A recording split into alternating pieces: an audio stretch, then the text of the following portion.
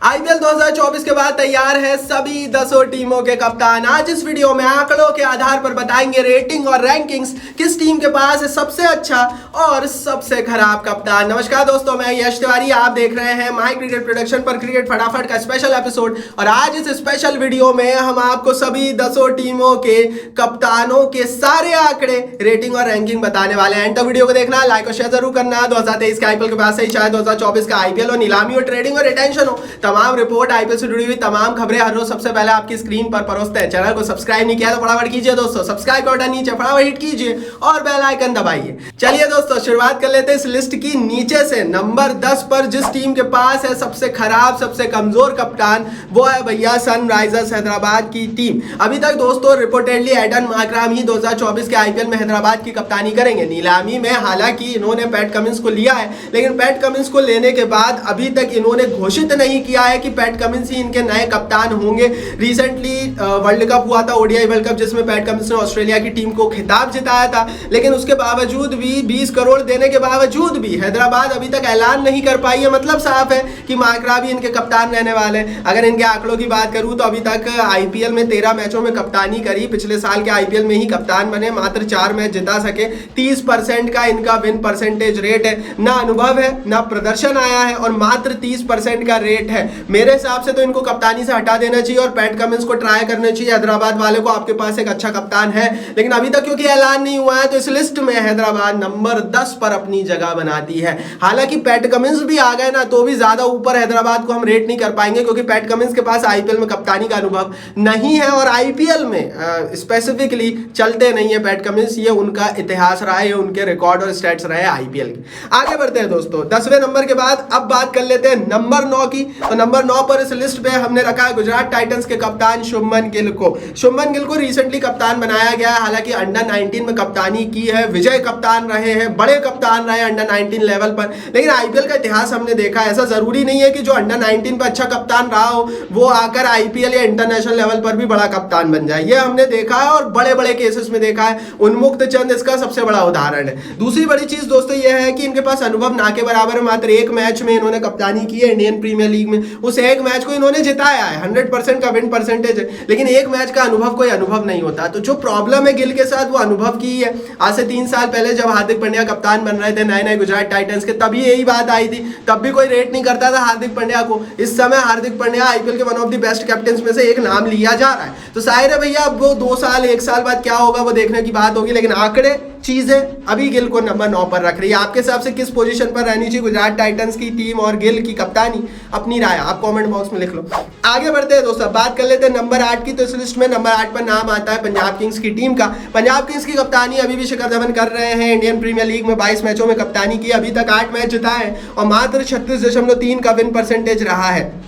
अगर ऐसी ही कप्तानी धवन की चलती रही तो इस बार भी आईपीएल में आप ज्यादा उम्मीद मत करना पंजाब किंग्स की टीम से, क्योंकि अगर 36% का विन परसेंटेज है, मतलब हर 10 में से 7 मैचेस पंजाब की टीम हारेगी और ले देकर इंडियन प्रीमियर लीग के 14 मैचों में से पंजाब फिर 5 ही मैचेस जीत पाएगी। अच्छा कप्तान इसलिए जरूरी होता है क्योंकि अगर कप्तान का विन परसेंटेज अच्छा है तो थोड़ी सी टीम आराम से बैठ सकती है कि हाँ भाई ये 60-70% मैच तो जिता कर देगा। लेकिन धवन के साथ ऑलरेडी ये बात हम पहले भी कर चुके हैं कि धवन अच्छे कप्तान नहीं रहे हैं। पहले हैदराबाद की भी कप्तानी कर चुके हैं और वहां पर भी सनराइजर्स हैदराबाद में भी फ्लॉप रहे थे 2013, 14, 15 के दौर में। तो जाहिर है भैया Dhawan is not a great captain. वो आईपीएल के सबसे बड़े बल्लेबाज रहे, सबसे कंसिस्टेंट बल्लेबाज रहे, सबसे ग्रेट बल्लेबाज रहे, लेकिन पंजाब को एक स्पेशलिस्ट कप्तान की जरूरत है। इस बार भी है, पिछले साल भी थी।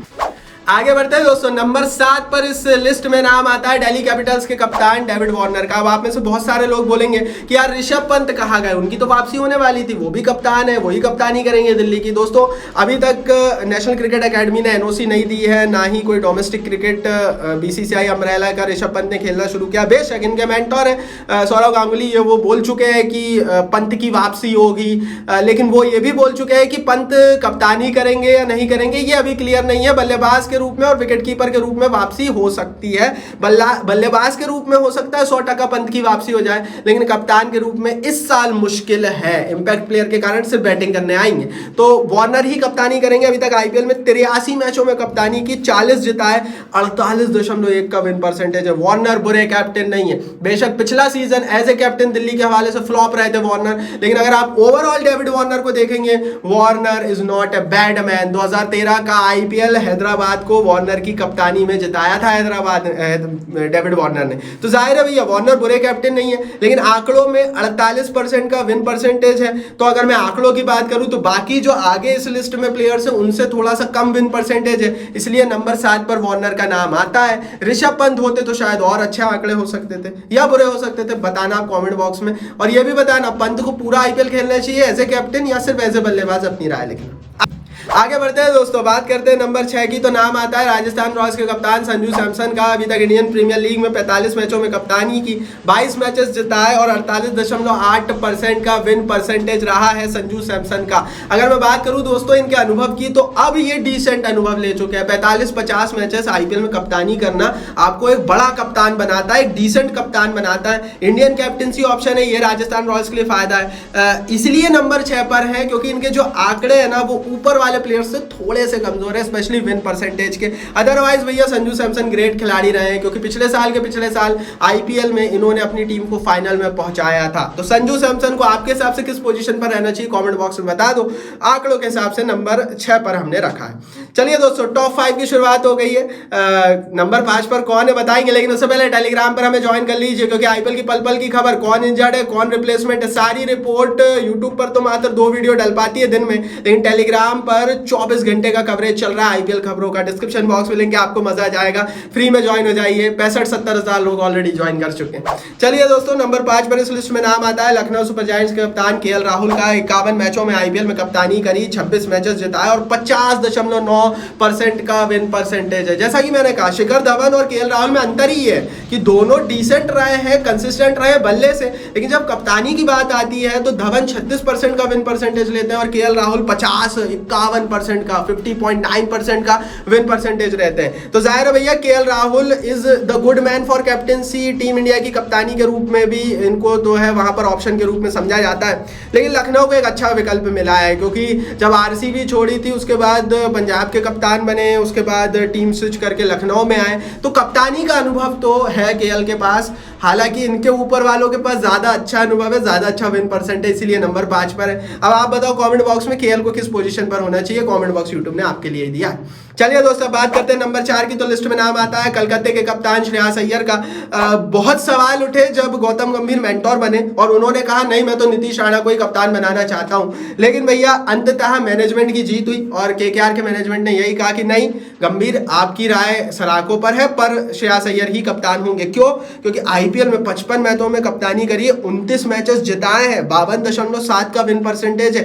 अभी नहीं काफी पुराने कप्तान रहे, क्योंकि मुझे याद आता है 2015-16 के आसपास शायद दिल्ली के भी ये कप्तान रहे थे। उस समय दिल्ली डेयरडेविल्स की टीम हुआ करती थी। उस समय इन्होंने गौतम गंभीर की मेंटरशिप में और शायद उस समय गौतम गंभीर एज ए प्लेयर खेल रहे थे, इन्होंने कप्तानी की थी। तो गौतम गंभीर श्रेयस अय्यर से बहुत ज्यादा खुश रहे नहीं है, लेकिन हाँ आंकड़े तो 52% का विन परसेंटेज दिखा रहे हैं। और केकेआर वाले तो भरोसा जता रहे हैं, पिछले साल चोट के चलते खेल नहीं पाए थे, उसके कारण नीतीश राणा इनके कप्तान थे और नीतीश राणा का फ्लॉप शो था, लेकिन इस बार अय्यर आ गए हैं, सवाल उठता नहीं है। नंबर 4 पर आंकड़े इन्हें इजी रख रहे हैं।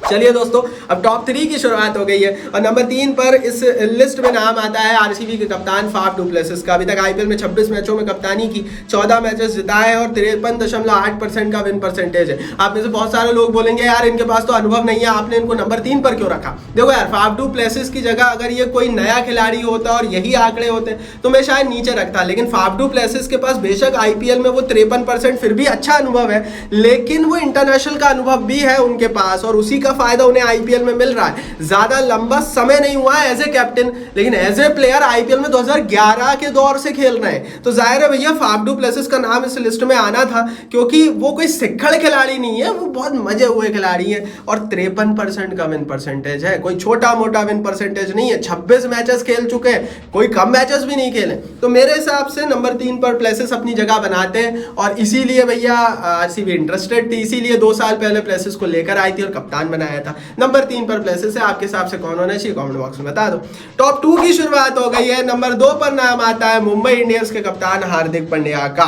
बेशक बहुत सारे लोग पक्ष में नहीं है, लेकिन आंकड़े इनके पक्ष में। 30 मैचों में कप्तानी की, 21 जिता है, 70% का विन परसेंटेज है। शायद यही सारे आंकड़े देखकर मुंबई इंडियंस की टीम ट्रेड कराकर लाई है। शायद यही सारे आंकड़े देखकर मुंबई इंडियंस की टीम ने रोहित शर्मा जैसे महान 5 खिताब जीतने वाले कप्तान को हटाकर इन्हें कप्तान बनाया है। मेरे हिसाब से फैसला सही नहीं था मुंबई इंडियंस का। रोहित शर्मा की जगह कोई ले नहीं सकता, रोहित का अनुभव किसी के पास नहीं है। लेकिन हाँ, हार्दिक पांड्या अभी तो है। बैक इशू चल रहा है, क्या खेल पाएंगे या नहीं ये बड़ा सवाल है। और अगर नहीं खेले तो भी मुंबई नंबर 2 पर ही रहेगी, क्योंकि फिर रोहित शर्मा आ जाएंगे इस लिस्ट में और रोहित शर्मा भी जाहिर है वन ऑफ द ग्रेटेस्ट कप्तान रहे आईपीएल के।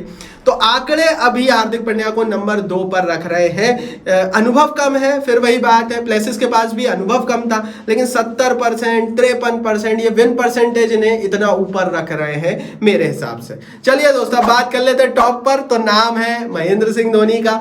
चेन्नई सुपर किंग्स के कप्तान है। चाहे कोई किसी का भी फैन हो, हिंदुस्तान में भी कई धड़े होते हैं, कोई रोहित का फैन होता है, कोई विराट का, कोई धोनी का, लेकिन एक चीज से सभी लोग एक जगह पर आ जाते हैं, वो है धोनी की कप्तानी। कप्तानी के मामले में all over the world one of the greatest कप्तान रहे। आईपीएल में 226 मैचों की कप्तानी का अनुभव है इस बंदे के पास। 133 जीते दिलाई हैं और इतने मैचों में कप्तानी करने के बावजूद भी 58.8 का विन परसेंटेज है। मतलब यार 226 मैचों के बाद भी अगर आपका विन परसेंटेज 58.8 का, मतलब आप दुनिया के शायद सबसे कंसिस्टेंट कप्तान है। तो अनुभव के कारण बेशक विन परसेंटेज हार्दिक पांड्या से कम है, लेकिन जो अनुभव है वो हार्दिक पांड्या से 10 गुना ज्यादा है। एंड दैट्स व्हाई भैया महेंद्र सिंह धोनी आज भी इस लिस्ट में, शायद पिछले 10 साल से ये लिस्ट बन रही है, अभी भी इनको कोई पीछे नहीं कर पाया है कप्तानी के मामले में। तो ये थी भैया हमारी लिस्ट। हमने आंकड़े, अनुभव और सारी चीज़ों को देखकर ये लिस्ट बनाई। अब आप बताओ, फॉर्म को भी देखा, अब आप बताओ कमेंट बॉक्स में कि आपके हिसाब से आपकी लिस्ट कैसी है, आपके टॉप 3 कौन है। यूट्यूब ने कमेंट बॉक्स आपके लिए दिया, अपनी राय नीचे लिखो, इस वीडियो को लाइक और शेयर करो, टेलीग्राम पर जरूर ज्वाइन करो और चैनल को सब्सक्राइब नहीं किया तो सब्सक्राइब का बटन नीचे फटाफट हिट करके बेल आइकन दबाओ।